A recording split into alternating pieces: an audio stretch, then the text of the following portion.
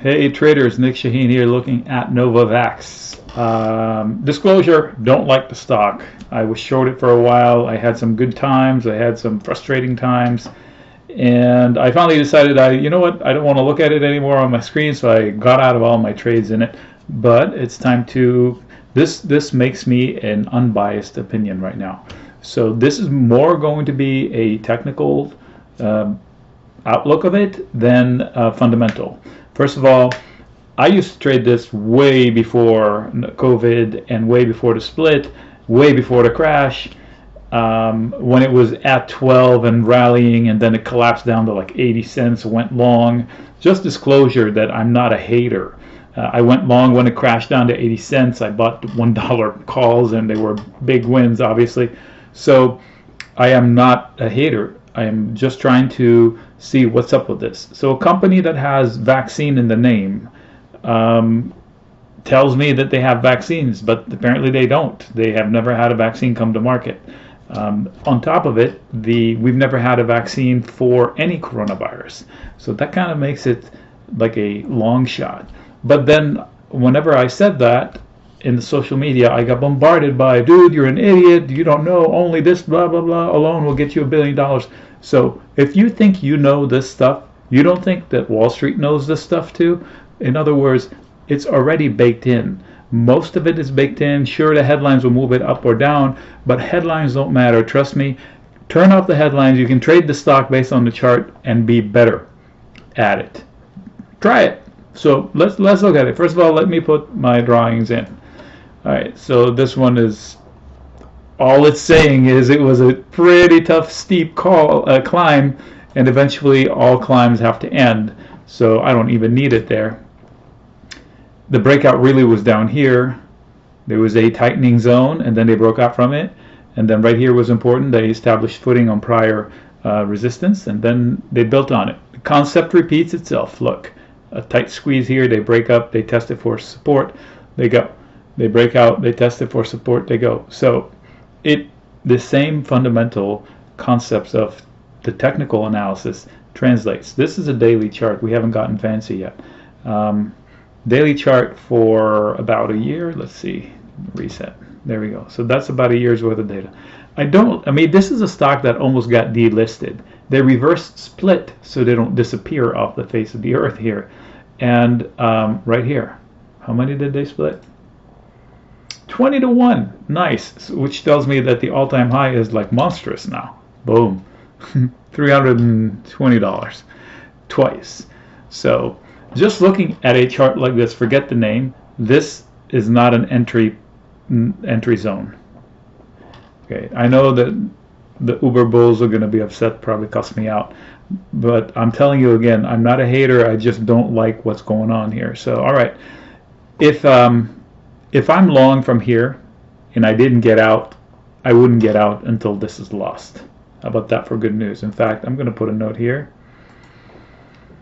You'd think I'm going to put something nice, right? So it's more like, how about I'll be nice about it? Caution. All right. So this is a neckline. It looks like an inverse cup and handle that if lost, it will have downside. How much downside? It's pretty scary how much, but for the bulls, it's this much. So it should come back to this point right here. However, there are points in between that will provide support, one of which is this cluster right here. And if I were to pick one line, it's this one right there, this one candle right there. And another one would be this cluster right here. And if I were to pick one line, clearly is to fill the gap, maybe a little bit higher. So maybe this candle right there. So I said here and there. So 84 and change and 104. Those stick out to my eye. And I'm not calling for it. If you want me to call it something different, how about buy the dip, but caution. So if I buy the dip down here, I would stop myself as soon as it loses the level, because maybe give myself a few bucks lower to see if this is going to hold. Because my assumption would be it's going to hold. It held here, it's going to hold. But if it doesn't, it means I'm wrong. I should get out. Not try to defend it, roll it, add, blah, blah, blah. Tried to buy the dip. It didn't work. You get out. And just like if I wanted to short it as it approaches this level, like over here, I'll say, clearly, these are headline stocks, so they don't rarely just travel gently. Short or fade. And the way I would do it is same concept with a tight stop. If it goes above it, then I'm wrong. I'll get out. All right, so I think I would give it up to 162 before I would get out. All right, so how did I short it before? I sold call spreads at the money or just above, and 2 worked out, 1 didn't. Actually, all the call spreads worked out. The debit put spreads did not work out. 1 did not work out at all. 1 was partial loss. So overall, I'm still greenish, but it pissed me off to do all the work and get nothing of it. Besides, I don't want to bet against the vaccine. That's bad juju. All right, so let's see if we can come up with some shorter term, smarter things to say. So this is the same chart, only at 2-hour intervals. So every candle here is 2 hours. I still don't have anything new other than what I just told you, because of the clusters are the same. And if you were actively trading, then you have comments on the 5-minute chart. So on the 5-minute chart, tells me that we have a tightening situation. So by tomorrow morning, something's got to give. Either pop to test this failure point at 124 and change, or open the door for losing, what is that number, 119 and change. So let me zoom out a little bit to see what's below it. No, you're not going to tell me? Okay. All right, so if they lose that 119 and change, so let's see, 117, then you'll start sweating. Right? But it's not a done deal, because if I look left, you can see why there should be support. These tops, you know how they say prior resistance becomes forward support. So these were resistances, and then they blew out. They tested them, didn't even come close. They tested them hard on that day, almost to the penny. Not a coincidence, by the way. Boom, bounced. The problem is they failed more than this one. So you've heard it before, right? You've heard it before. I was helping out a friend there. Figure out he was misreading Apple calls, I think. I can't remember. Okay, so here is the concept. When you get a rally and you win that much, and then you come back to a neckline, something that has history, and then the bulls say, you know what, I can do this again, and they try, but they fail, and they come back to the same neckline. They're not there yet, but this is the neckline right there. So if they lose it eventually, and they try to recover it and they can't, so the bears are going to prevail and overshoot lower. By how much? The technicians will tell you about the stomach of the cup. So this is an upside down cup and handle, right? I call it ladybug, because if you put eyes on it here, it grows legs, becomes a ladybug. But before I lose you all, let's not go there. So the idea is that they will overshoot lower by that much, about as big as this. But to me, there's going to be support here in this zone first, and then lower, as I mentioned earlier.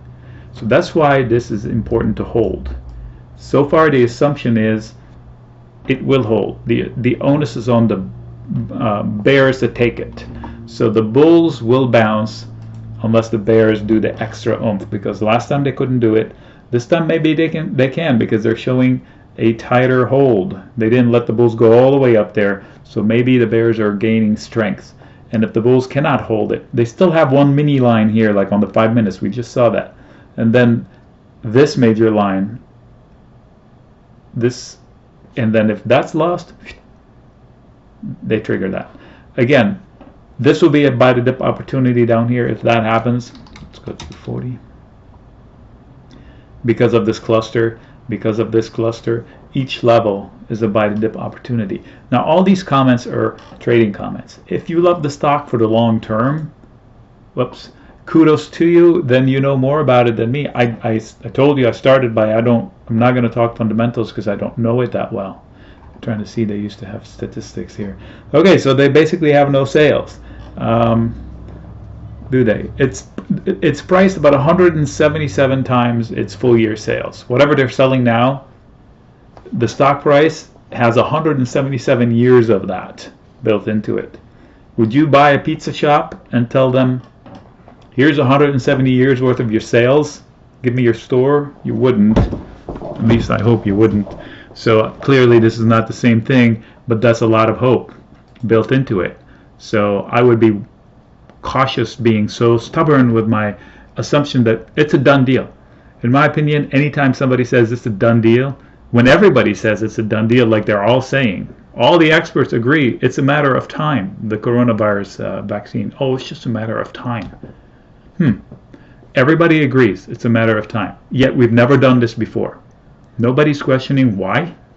They say, oh, it wasn't worth it pursuing it back then. I don't know. I don't buy it. So I'm a skeptic. I'm hopeful because I want people to be healthy, but I'm a skeptic. All right, Nick signing out.